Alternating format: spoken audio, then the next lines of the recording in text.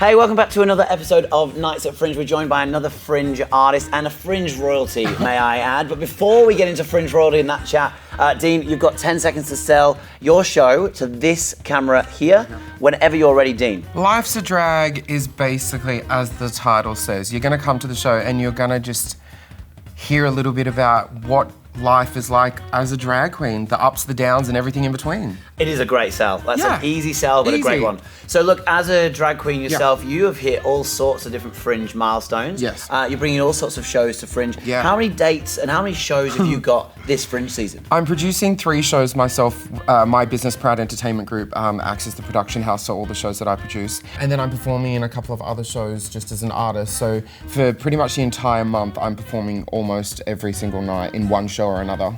Yeah. I don't know how you have the energy for it. And look, fresh off the back of a sellout season of We Will Rock You at Crown, how was that? Well, funny you should say how I do 30 nights in a row. Doing something like We Will Rock You, you learn a lot about performance stamina very quickly. So yeah, it was an amazing experience. Like, could not have been. It was the dream, you know? And you're soloing this time with Life's a Drag. Yes. Ups and downs. As a drag queen, what have been the real ups for you?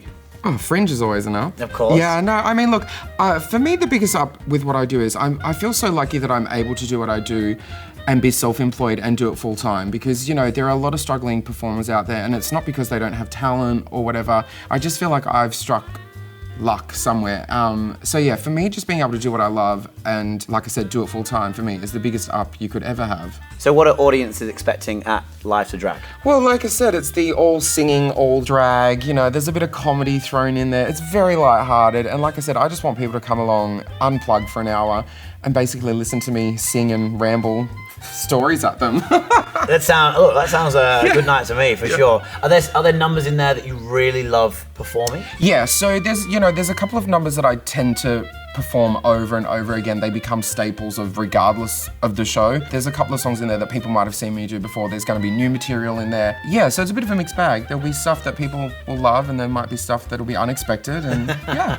That's kind of the whole point of this whole thing. It's exactly right. And Diva's back for another year, a superbly popular show. Yeah, Diva's the drag review. We're moving into the Pleasure Garden for the first time. Longer show run, bigger venue, and we're so excited to be in the Pleasure Garden for the first time. And different acts. Yeah, so every year, our Diva show, we use Fringe as kind of like our reformat for the year. So Fringe, we redo the show top to bottom, and then that becomes the show we perform then for the year ahead. It's gonna be a really good show this year. Again, a real combination of some of the young divas. We're doing like Dua Lipa and then the classics like Bette Midler. There might be a bit of Disney thrown in there. Again, it's a real family-friendly almost drag show.